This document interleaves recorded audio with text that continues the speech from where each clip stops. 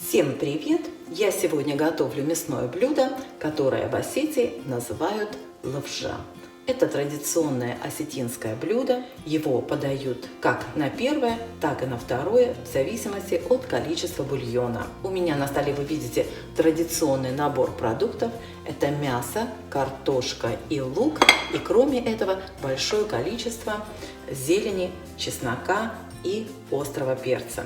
В это блюдо обязательно вложили тимьян, который в Осетии называют зетчин. Обязательно кладут укроп, петрушку и кориандр.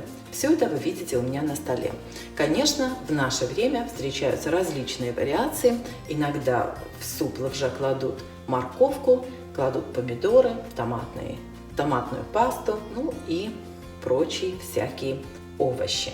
И, конечно, вы можете так сделать. Я готовлю традиционный суп лавша.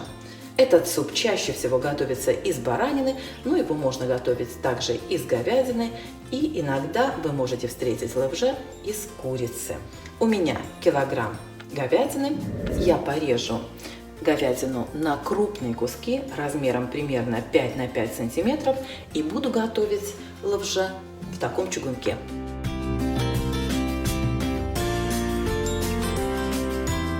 Сегодня две помощницы вместо одной. Вот они, посмотрите. Ведут они себя неприлично, шумят и гавкают, иногда дерутся. Ну что, моськи, я на них отвлеклась и забыла включить камеру. Пока отвлеклась на двух своих мосечек, забыла включить камеру. Ну вот, порезала большими кусками мясо. Сейчас я его залью водой так, чтобы только было мясо покрыто, и поставлю варить на медленный огонь. Для того, чтобы получился прозрачный суп, нужно будет очень тщательно снимать пенку. Мясо посолю и дам ему закипеть. Бульон закипел, аккуратненько снимаем всю пену. У меня бульон немножко поменял цвет, потому что соль с добавками. Снимайте пеночку очень тщательно. Итак, пеночку я всю сняла, огонь убавила до среднего. Положу туда пучок зелени. У меня здесь шалфей и зетчин. Я связала их вот так ниточкой. Буду варить примерно 1 час, потом вытащу. Кроме этого, я положу туда лавровый лист. Крышечку плотно накрою и оставлю мясо. Так, ой, запах уже такой вкусный. Оставлю мясо вариться примерно на 1 час. Не потеряйте ниточку. У меня вот такая штучка. Я ее поставлю на край, чтобы не потерять ниточку. Ну, вот так, чтобы ниточку не потерять. Все. Ждем, когда мясо сварится до полуготовности.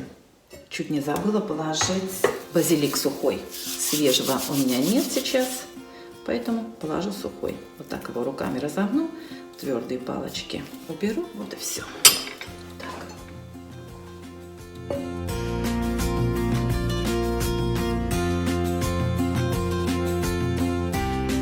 Вот так, мясо почти готово. Я сейчас выну вот этот пакетик. Бульон получается достаточно прозрачный. Сейчас я положу туда специи, травы и картошку. Картошку для лавша режут большими кусками. Я порежу на 4 части. Вот такие мелкие картофелины порежу пополам. Положу картошку к мясу и положу туда же мелко порезанный чеснок.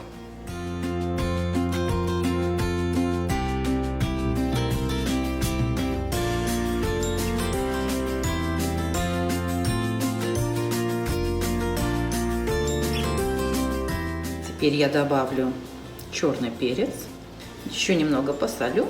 Добавляйте соль и перец по своему вкусу, конечно. Сверху посыплю лук.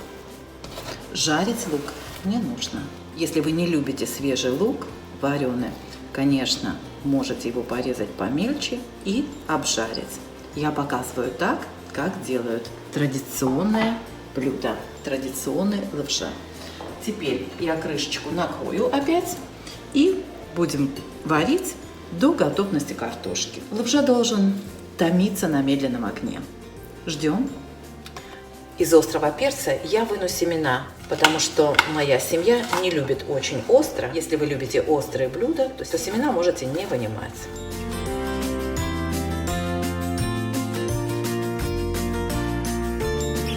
Зелень я мелко порежу, что-то немножко оставлю для сервировки.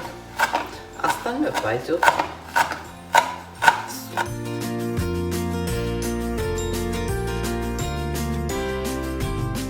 То же самое сделаю и с кориандром.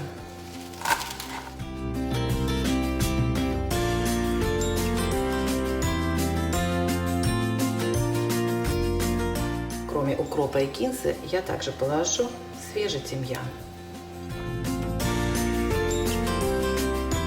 Петрушки у меня совсем немножко, ну, сколько есть.